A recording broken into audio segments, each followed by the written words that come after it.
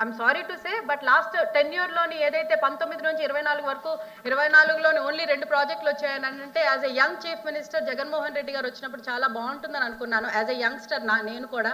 కానీ ఆయన ఇంకా తేవాల్సింది పోగా స్టేట్ బ్రాండ్ ఇమేజ్ పాడు చేశారు. కాబట్టి ఇప్పటికైనా కొంచెం బ్రాండ్ ఇమేజ్ చంద్రబాబు నాయుడు గారు బ్రాండ్ ఇమేజ్ తోటి, డిప్యూటీ సీఎం గారి బ్రాండ్ ఇమేజ్ తోటి, పిఎం గారి బ్రాండ్ ఇమేజ్ తోటి లెట్ మీ ఫినిష్ ప్లీజ్. మీరు మాట్లాడారు ఆపండి. ఇంకా బ్రాండ్ ఎట్లా తీసుకుపోయారు? మీ బ్రాండ్లు వేరు, నేను మాట్లాడేది స్టేట్ బ్రాండ్. సో ఇది కొంచెం బెటర్ అవ్వాలని నా తరఫు నుంచి రిక్వెస్ట్ చేస్తూ మంత్రి గారిని రిక్వెస్ట్ చేస్తున్నాను. ఇనఫ్ చాలు ఆపండి. Thank you for the opportunity అధ్యక్ష. మంత్రి గారు. అధ్యక్ష, టూరిజం మీద చాలా వివరాలని వారందరూ కూడా గౌరవ సభ్యులందరూ అడగడం జరిగింది అధ్యక్ష. ఇది 2019-24 కాలంలోనే O&M అనేటువంటిది అండ్ ఆపరేషన్స్ అండ్ మెయింటెనెన్స్ అనేటువంటి దాన్ని ప్రైవేట్ వ్యక్తులకు ఇవ్వడం అనేటువంటి కార్యక్రమం జరిగింది అధ్యక్ష. అందులో చాలా వరకు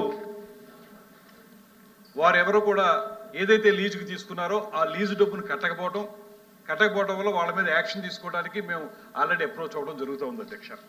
అదేవిధంగా 2019 నుంచి 24 వరకు జరిగినటువంటి అంశాల్లో వారు అడిగింది ప్రధానంగా ఎలాంటి అభివృద్ధి జరిగిందనేటువంటి విషయంలో అప్పుడు 2019 నుంచి 24 మధ్యలో జరిగినటువంటి విశాఖపట్నంలో జరిగిన పారిశ్రామిక సదస్సులో టూరిజం రంగానికి 21,941 కోట్ల రూపాయల పెట్టుబడులకి 129 సంస్థలతో ఒప్పందం కుదుర్చుకున్నాం అనేటువంటి మాట చాలా ఘనంగా చెప్పారు అధ్యక్ష.